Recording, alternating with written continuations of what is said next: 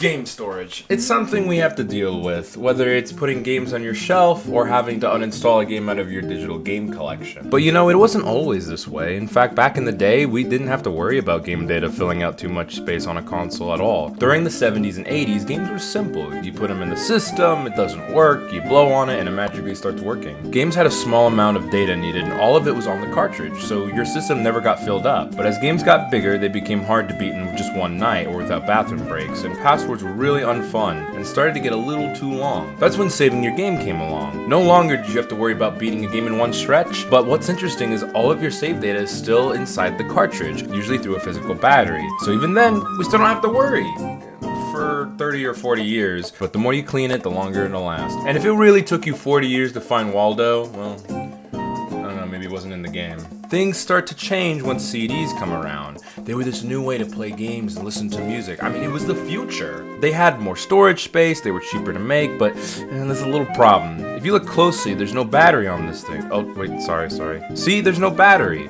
Where does it go now? Some really early add-on systems just use the internal system to save data and only had a few kilobytes of data, which means it can run out, but that never really occurred often in the States because the Sega CD and TurboGrafx were all about those FMV video games. RPGs, who plays those? Scott the Woz? Nah, give me crappy shovelware that's gonna age like milk. And Sonic CD. I'll take that one. But when it comes to the PlayStation and Sega Saturn, consoles that primarily use CDs, internal storage was gonna run out fast. Thankfully, there was a solution to keep your save data. Keep it physically with you. This is a memory card. Mine's actually 512 megabytes, but back in the day during the PlayStation 1 era, they were about a megabyte big, which sounds small, but remember, this is for your save data only. I always appreciate the system would warn you, hey, you don't got a memory card, your save's not gonna go with this one, go get one. Most consoles could take two and you could switch saves between them. Heck, take them with you to a friend to continue where you left off. Ran out of space? Just get another one. Or be mindful of what games you play, as not all games are made equal. Some games on the PS1 would take up the entire memory card just for one save because they track so much information, such as Diablo or SimCity 2000. These sizes got expanded during the 6th generation to go up to 8 megabytes, or maybe even 16 and 32 in some cases. They would have little fun UI too to track your games, sometimes have a description of the game, or in the PS2 case, have a little character model that if you threatened to delete the game would get really sad.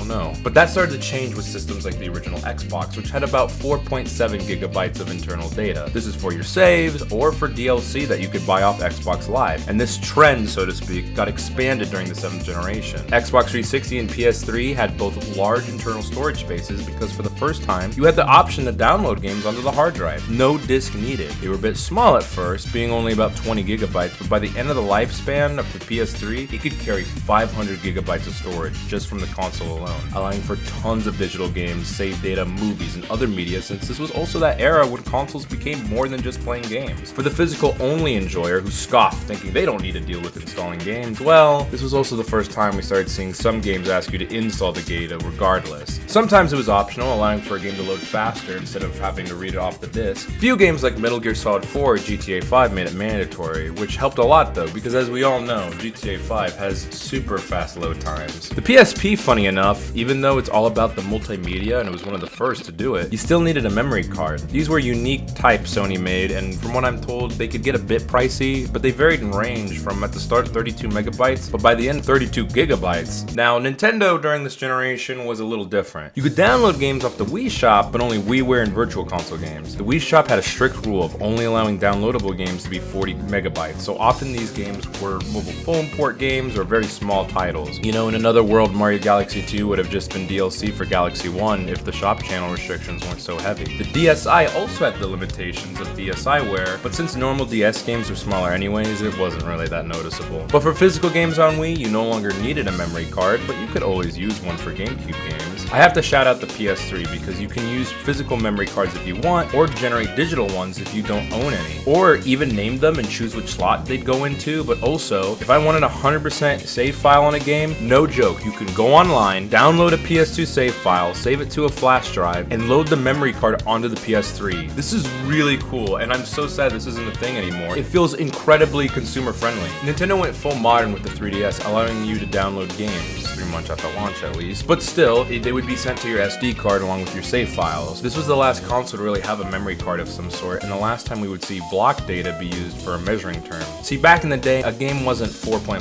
gigabytes, it would be 15 blocks. How big were these blocks? Well, it depended on the console. I think this got dropped just to make things simpler as more gamers moved to digital-only spaces. The 3DS itself is actually pretty impressive in this regard, as Nintendo states it can only hold 32 gigabytes, but no joke. If you have an SD card with 2 terabytes of data, the 3DS will be able to handle it all without any crashes. There's not much to say about other consoles from this era. The Wii U also allowed fully digital, but so did the Xbox One and PS4, but gone were the ways of optional installing. Most games just didn't need YouTube, but we also started seeing more games ask for manual installation. In the case of the Wii U, Breath of the Wild is one of the biggest standalone games, but there was one Wii U game that makes the game so big with its DLC that the internal storage of the Wii U can't even load it. This is Xenoblade Chronicles X. With DLC, you need 35 gigabytes of storage for a system with only 32 without an SD card. I find it funny because this is one of the only games I can think of that have this kind of issue. But like I said, digital-only users were becoming more common, and to the point that some model consoles like the PS5 had digital-only variants, at least at first, but with the Slim and Pro version, they were digital-only unless you wanted to spend the extra cash for a disc drive. And again, the same issue of a lot of disc games needing to be installed anyways becomes even more annoying. Like, you probably know what I'm talking about. Like, imagine you go to the store,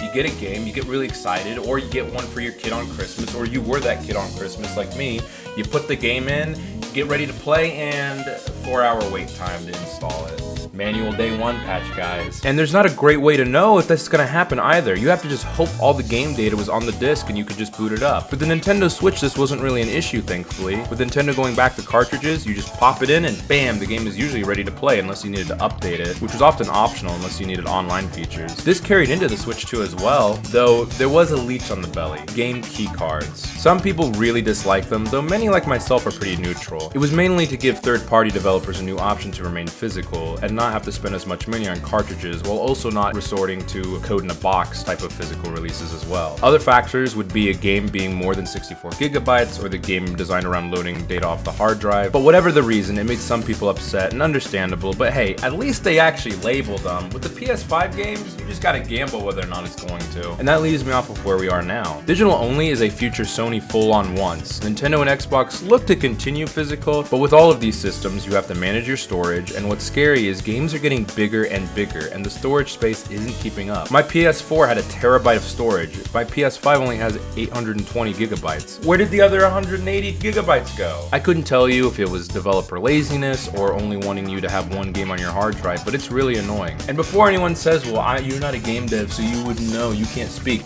You know what? My game is only 1 gigabyte big on Steam, which I think is pretty good, no? Regardless, it's not the end of the world. Thankfully, expansions such as hard drives or SD cards still exist, but it is a bit sad that what used to be seen as super convenient in the mid-2000s is now becoming a burden to many. Thankfully, like I said, Nintendo and other devs still wish to give us options, and I hope even more follow suit. It's interesting that how we keep our games stored has always been something we have to continuously think about since the mid-90s, and it doesn't seem like that's going to change anytime soon. But join me next time as I try to make the first game that takes over 500 terabytes. Nah, I'm just kidding. Thank you so much for watching, guys. Have a good night.